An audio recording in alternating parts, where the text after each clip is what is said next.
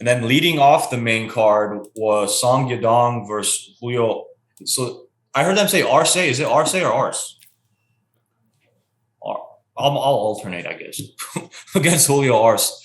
Song Yadong was making his return after beating Kenny in a split decision that I thought was his. I didn't think it should have been split, but whatever. And then Arce was coming after a victory against Andre Ewell. He's been alternating wins and losses. He lost to Song, lost to Ewell, lost to Daudu, beat Arosa, and then lost to Shaman Mariah. So he's alternated losses with wins over his last 5 fights. And then before that was 7 wins in a row. Granted, some of that preceded the UFC.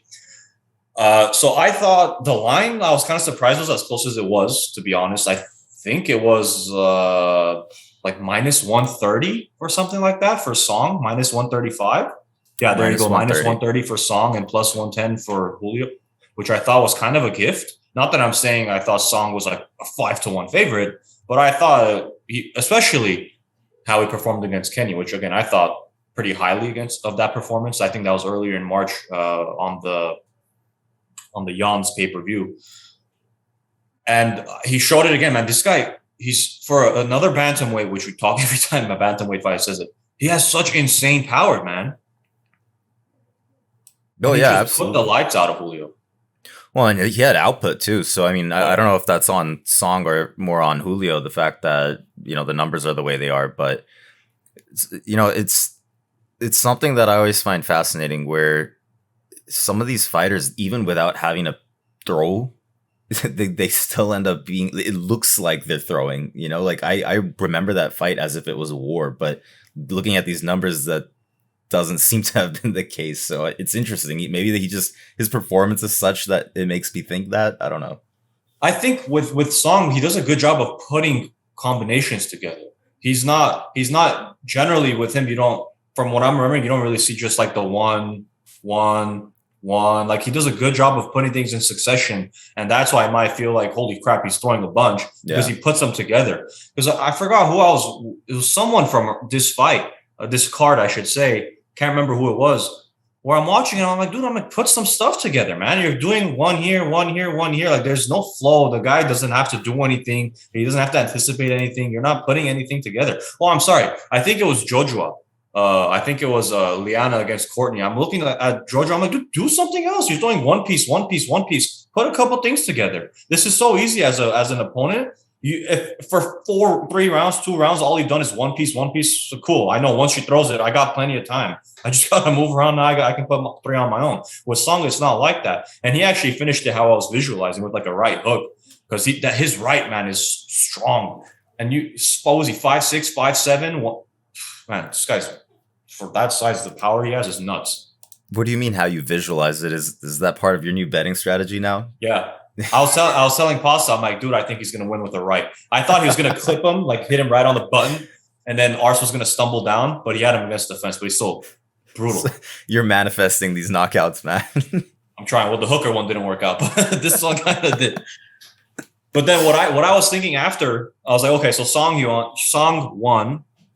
And then last week we saw Cheeto win. I'd love to see that matchup.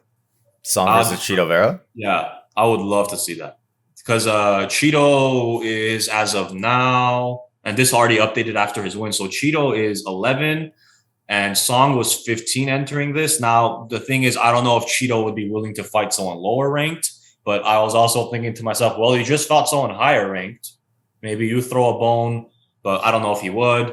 I think that would be a fascinating matchup, man, because it would be mostly stand up. Cheeto usually will kind of be defending versus initiating takedowns and such, but I think it would be really fun because I think it'd be an interesting chess match. If I could have a wish matchup on Bantam, it would be to see Cheeto versus Song Yadong. I would guess, based on what I'm looking at here on the Bantam rankings, after this win, that Song could possibly get to 12 or 13. Possibly, because as you're pulling it up there, I'll kind of read. So Marlon is 11, Frankie Edgar is 12, Rafael Asensio is 13, Cody Stamen is 14, and then it's Song. So I think he'll probably for sure get to 14. I don't know. Can't remember if Rafael Asensio has anything in the cards, but I think he hasn't fought since he got knocked out by Cody Garbrandt. Um, Um, so I think 13 or for sure 14, but I think 13, possibly even 12 might be there. And if that's the case, it's still a pretty close matchup in terms of rankings. If you're like Marlon, for example, and you don't want to be like, well, I'm not going to fight the 15th guy. I don't think he stays 15.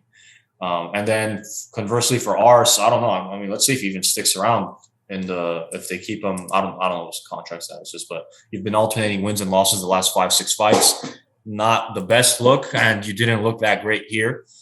Granted, Song's a pretty strong opponent to be facing, but that's kind of what I'm seeing with them. What was your?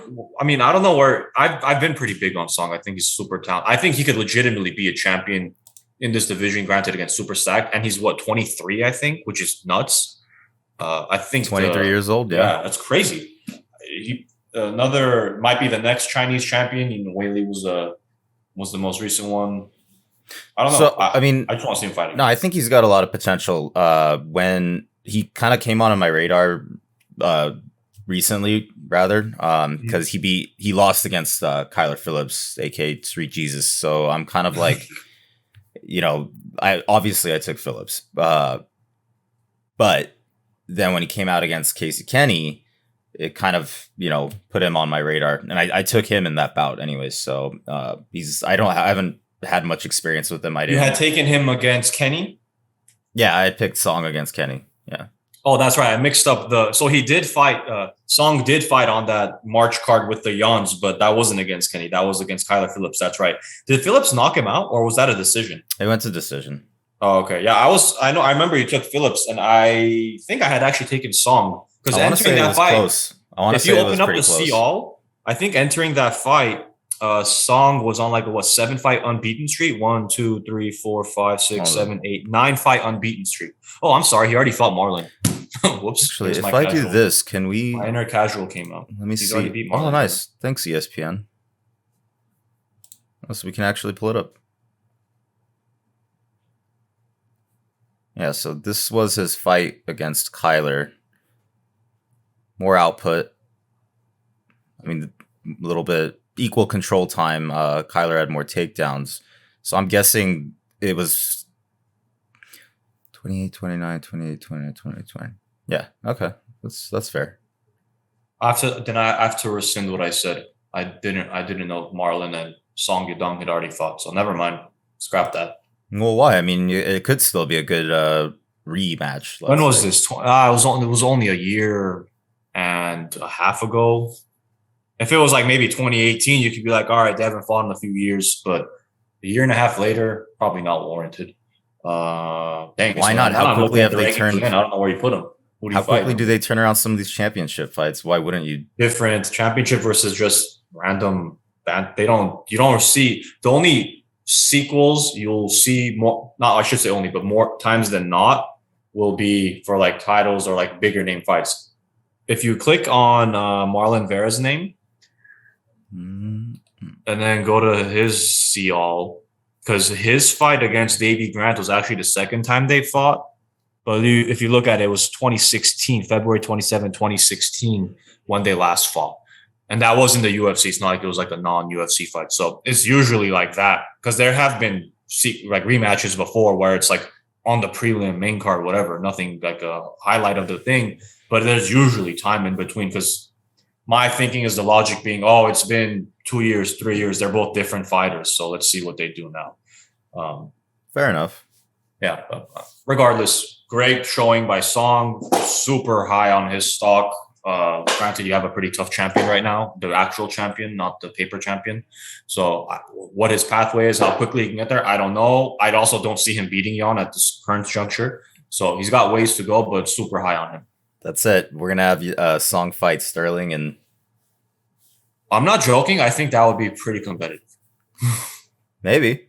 I would just be curious, what would Song do? How would he be defending Sterling's attempts on the ground? That would be the thing. But if it's on the feet, woo, gonna be a tough one for Sterling, in my opinion.